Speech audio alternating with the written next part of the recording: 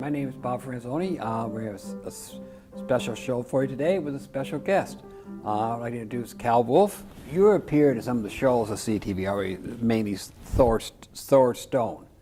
Can you tell us a little about Thor Stone's athletic club? Thor Stone Athletic Club is a group of people of a lot of different ages, but mostly closer to my age of 75, who are interested in competing in weightlifting and various track and field throwing events. It's kind of a remarkable group. I think probably nationwide or worldwide, it may have more collection of world records than any other group going. I guess you were talking a little bit about falls. And you talked about because you have an interest in weightlifting because it helps you feel preventing falls. And a story about your mother who fall. And maybe you start with your mother's fall and what led to that. After that. At Tufts University in the 90s, they did a lot of work on how much older people could do to regain their strength. And I thought this would be a really terrific thing for Mother. So I talked to her. She was a pretty gamey person. She coached girls basketball when she was younger. And so I talked her into going into the Y in Haverhill, Massachusetts. And with her usual energy, she got in there, and for her first day at the gym, she did speed walking for 1.5 miles. And this turned out to be a huge mistake. I just couldn't get her to stop. And the next day she was so sore that she never went back again. She was in her late 80s at the time. And I really regret that, because from that point on, she just did more sitting, less walking. And eventually she fell and broke her hip. And as is often the case in the broken hip world of older people, within a year she was dead. Around 50% of people that fall in old age die within a year. Why is that? Their systems can't take the pain. The systems can't take the disruption of their lives. They get more and more inactive. Their strength continues to decline. And they just have a very hard time recovering from it.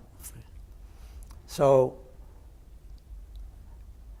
I've always wondered whether if I'd handled the initiation to getting some exercise again a little bit better, whether the result would have been different. And then around 3.5 years ago, I was sitting in a chair in my house looking out the window, and I looked out the window and I said, I don't know if I can handle this place anymore. And I didn't like the idea of moving.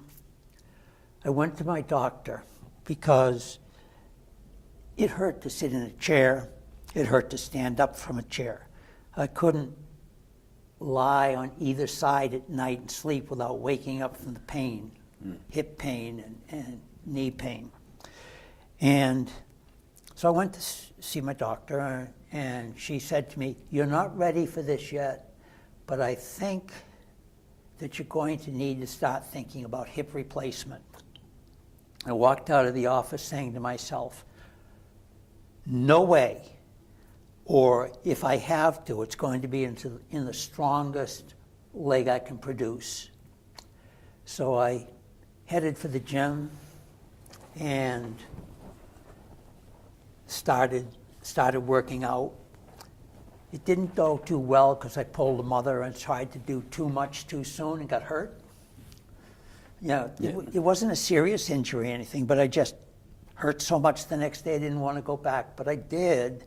And then I watched the Thor Stone group working out, and I said to Carl Wallen, who directs it, as I saw him doing some warm-up squats. Well, that's a move I'm never doing again in my life.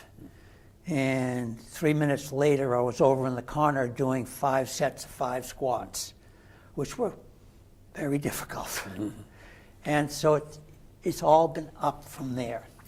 And I remembered as I was going through this, the work that Tufts had done, where they had people in their 90s that had been confined to wheelchairs for a long time, and they put them through the same kind of exercise programs as I was doing, probably more modified. And a lot of them managed to get up out of chairs and walk again with canes or walkers, and that was terrific. So I'm a big believer in people trying to do something about stuff that they can, but most people don't understand that they can. The reality of falls in our population is that when Mother was born in 1908, the medical world didn't even worry about them because most of the people were dying from tuberculosis, pneumonia, things of this sort. Only 3 out of every 100 people was over 65. Oh. And right now, I think we're probably at 34 out of every 100 at age 65. And older people fall more often. And they get hurt. They're not as strong, and they get hurt. And if someone falls, the likelihood of them falling again within a year is around 50%. So it's a complicating situation, falls are. And it causes a lot of pain, a lot of distress, and a terrific amount of it is preventable. But they learned at Tufts, and what I certainly have learned is that somewhere between 30 and 45% of the strength that you lose during your gradual getting older is preventable, and a great deal of it is recoverable. When I first joined Thora Stone, my first deadlift, I believe, was 65 pounds. And there's a picture of me doing a 275-pound lift less than 3 years later. And at the last meet, it's a competitive group. We believe in competition. At the last meet I went to, I deadlifted 300 pounds, which I'm thrilled with. Mm-hmm. It no longer hurts me to get up out of a chair. I can lie on either side at night sleeping. I walk with much less limping than I used to walk just 3 years ago. And it's been a lot of hard work, but it has worked. What does your doctor think of this? My doctor thinks that this is a sensational program I'm in, and just says, keep doing it. And I have to say my physical therapist told me not to do deadlifting. And I ignored it and did it very slowly and increased slowly. And it's been effective. The two things that the medical profession has learned since 1908, when my mother was born, and they weren't even thinking about falls, are that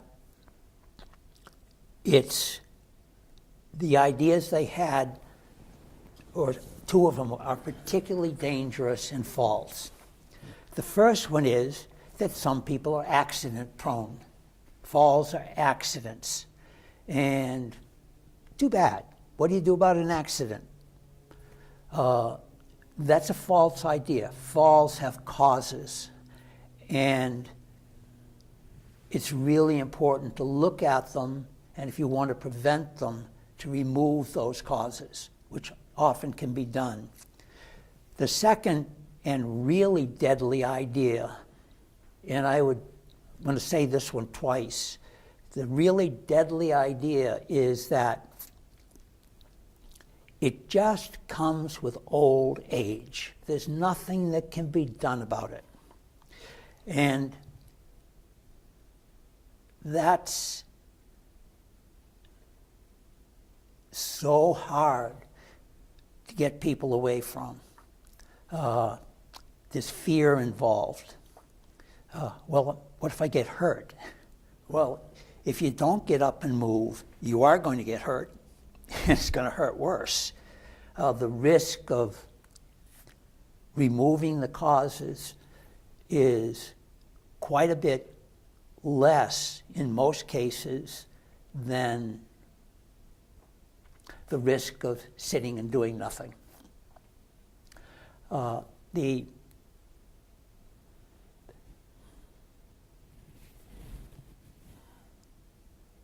not a doctor. I'm not a physical therapist. I'm not a personal trainer. I believe that you ought to work very hard with those people to make sure you stay safe. You mentioned something here about the supermarket test and family planning test. Could you Oh talk yeah, about those? the supermarket test is really kind of fun.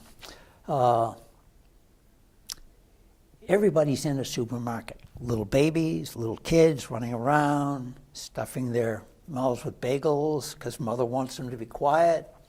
Old people, people in the assisted moving around carts, people of all ages and in all kinds of physical condition. And what I recommend to people is to go in and start looking at the way people walk, what their gait is, how their posture is in the supermarket, and say, well, how do I compare with this? What is my current condition compared with other people that look my age or even older? If you see someone in a supermarket that's 60 and they're leaning forward from the waist and their shoulders are rolled forward, take a look at some 80-year-olds that are really bent over, and so you're going to see where they're going to get to in 20 years. You can look at the supermarket and say, okay, here's what I look like. And they got the big plate glass windows. When you walk up, you can see that. Yeah. And then you go inside and you look and say, what do I look like? How do these other people move? What is it like? Do I want to go where this person that I see is going in 10 or 15 years? And if the answer is no, then you've got to do something about it. Because you can see the bend coming, you can see it increasing, and eventually someone's looking up like this as they walk along. And I guarantee that everybody in that position is in pain. And it's avoidable. So that's the supermarket test. Here's the family planning test. When your son comes up to you and says, I'll cut the lawn for you, Dad. I don't have to worry about that. I don't have to worry about that. No? Well, you're lucky. Or he says, Dad, you really shouldn't be painting the house anymore. Or he says, you're not young anymore, you know. You know something is going on in the way you're behaving, and there's a lack of energy, or something is creeping into your behavior, and you're doing something wrong. And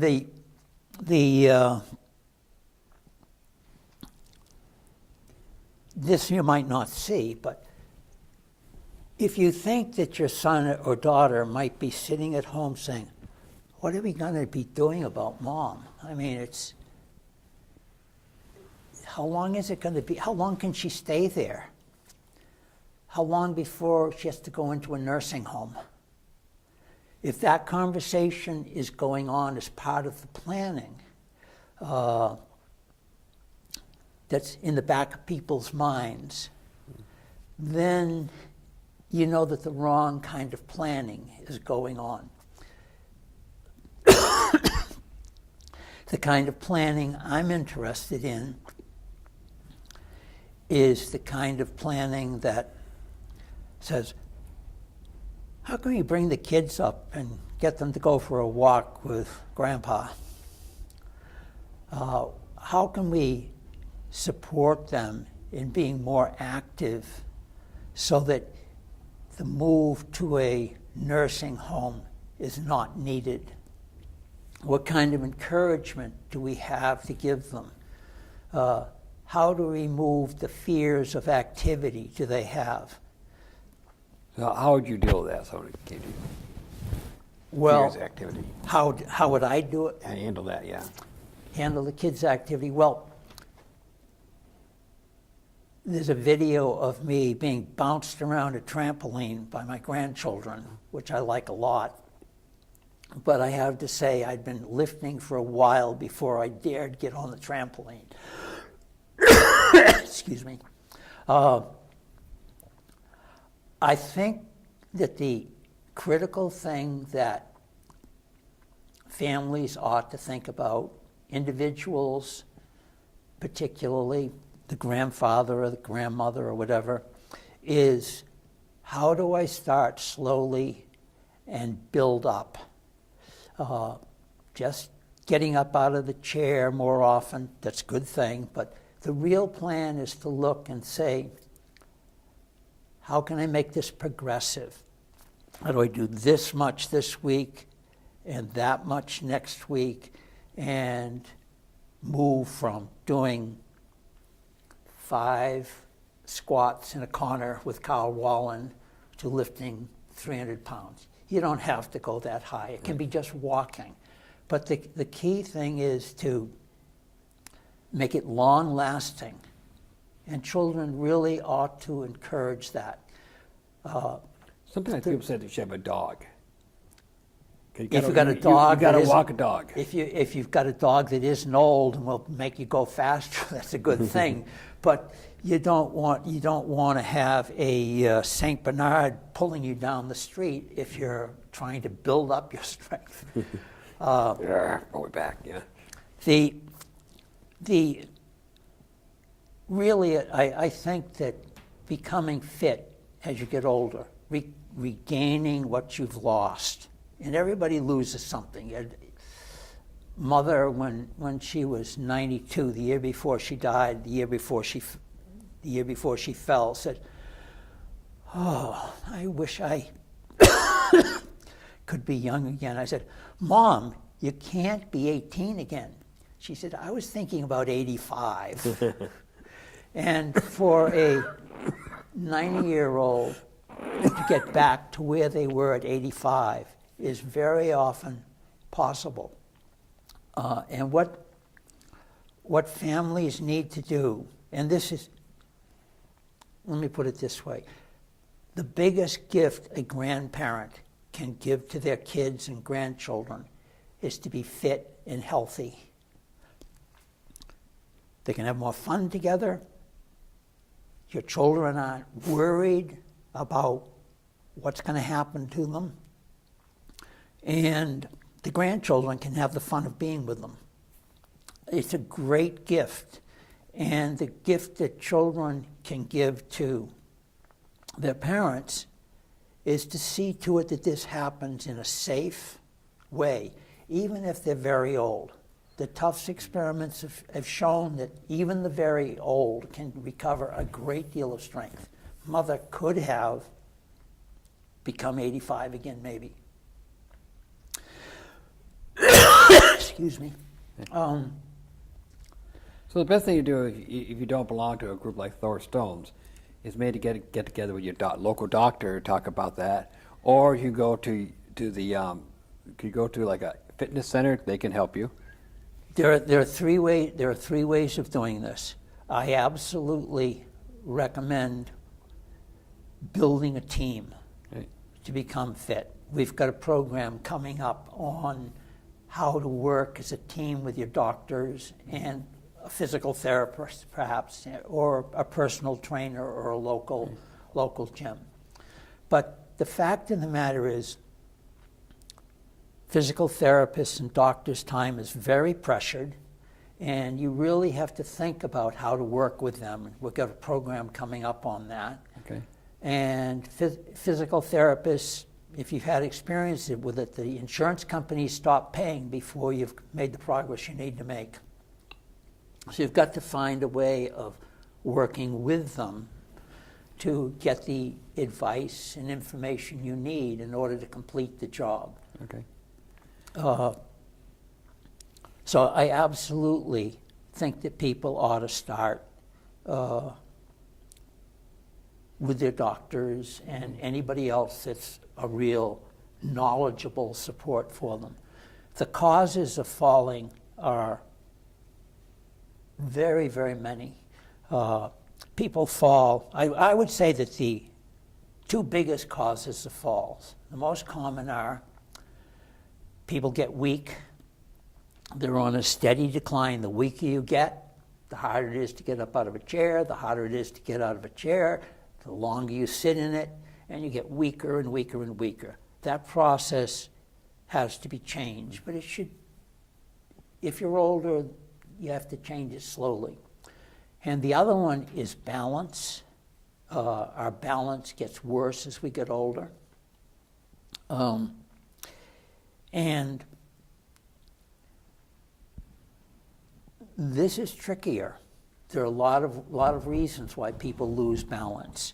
The parts of the body that sense where you're at, where you're moving, where your center of gravity is, decay with disuse. And they also can be rebuilt again with the proper kind of program. But there's other reasons for losing balance. There's inner ear problems. And yeah, I can remember once 10 years ago I had an inner ear problem, and I'd swing my legs over the bed, sit up, and keep right on tipping over. I never knew when it got to vertical, and I'd tip over and fall onto the bed on the other side. There are things to be done about that. There are problems with heart conditions that cause loss of balance. You stand up too quickly, and the blood supply to your brain goes down a little bit, and before you know it, you're on the floor. A common one is older people don't know that they're dehydrated. When they don't have thirst as much as younger people do. And they never know they're sweating. You go to the gym and you see all these young guys and women there with sweat pouring off their faces. You never see an old person with sweat pouring off their face. It's not visible. And if you get dehydrated, or you go bang, you hit your head on the table, and the next thing you know, you're in the hospital getting intravenous rehydration. And that's, again, in my family that happened, and it was the beginning of the decline that actually, in realistic terms, broke up the marriage between my mother and my stepfather, because he ended up in a nursing home, and it was a fair distance away, and she couldn't drive anymore. And so they were married, they loved each other, but they saw each other once a week, once every 2 weeks. And this is why I say being healthy is a gift to your family. I'd like to finish by saying that there's a gentleman in our club named Peter Aptekin. Okay. Peter is 92, and this he can do. Why not you?